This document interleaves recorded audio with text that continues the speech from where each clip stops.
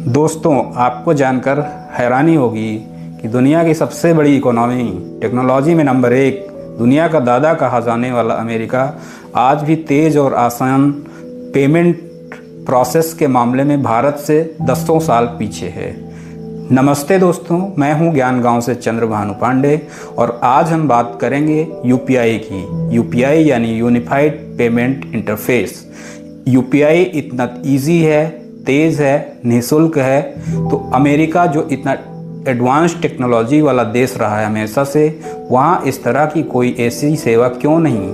आखिर क्यों America outdated हो चुके डेबिट क्रेडिट कार्ड से पॉस मशीन पर स्वाइप करके पेमेंट करने के सिस्टम को अभी भी ढो रहा है, जबकि इसमें कई तरह के कार्ड्स कैरी करने का झंझट अलग से है। जबकि यूपीआई में आपके चाहे जितने बैंक हों, खाते हों, सब एक ही नंबर से लिंक हो जाते हैं। भारत में कहीं आप मार्केट में निकलें और सुनाई दे कि रुपये पर 10 रुपये प्राप्त हुए, यह वीडियो देखने के बाद फिर से आप बाज़ार में निकलें और फिर से आप सुने रुपये पर 10 रुपये प्राप्त हुए, आपको यह सुनकर अपने देश पर और गर्व होगा।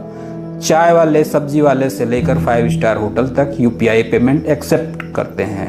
मतलब 1 रुपये से लेकर लाखों रुपए तक ट्रांजैक्शन किया जा सकता है यूपीआई से। भारत में रुपे क्रेडिट कार्ड को यूपीआई से जोड़ दिया गया है, इसलिए अब क्रेडिट कार्ड कैरी करने का भी झंझट खत्म हो गया है। तो अमेरिका में ऐसा आसान ऐप क्यों नहीं, यही प्रश्न उठता है। आइए हम आपको बताते हैं क्या खेल है यूएसए में। आज भी ज़्यादातर पेमेंट मतलब पॉस स्वाइप मशीन 2-3% कमीशन। क्यों?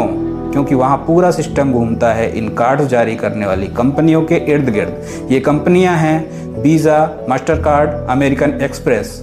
इसलिए वहाँ इसी कमीशन के अरबों डॉलर की कमाई कार्ड्स कंपनीज की और बैंक की भी। अमेरिका में अब जाकर फेडरल रिजर्व ने फेड नाउ लॉन्च किया है, जो कॉन्सेप्ट में यूपीआई जैसा है लेकिन है अभी बहुत पीछे। भारत में 10 साल पहले से ही यूपीआई सेवा चल रही है। नोटबंदी के बाद इसमें बहुत तेजी पकड़ी थी।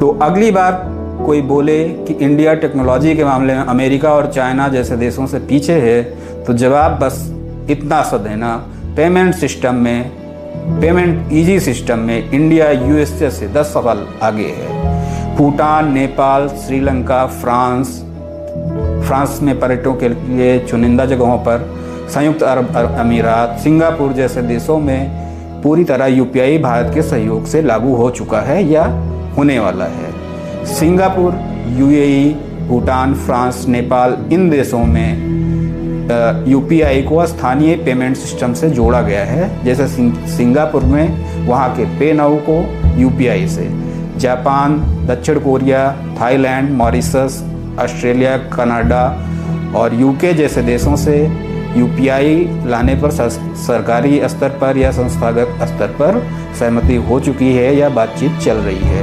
यूपीआई को ग्लोबल बनाने वाली 2 संस्थाएं काम कर रही हैं। National payment corporation of India यानी एनपीसीआई इंटरनेशनल पेमेंट्स लिमिटेड यानी एनपीएल के जरिए यूपीआई को विदेशों में फैलाया जा रहा है।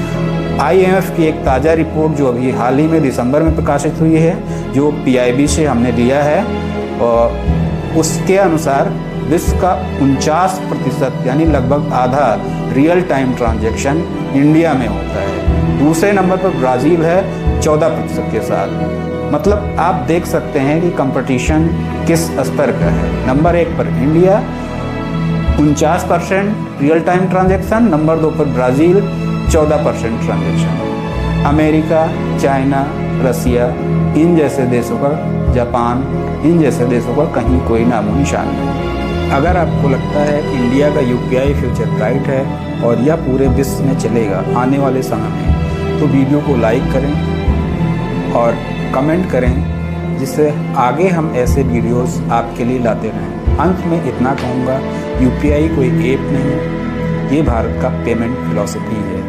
ओपन, इंक्लूसिव और पब्लिक गुड। नमस्कार।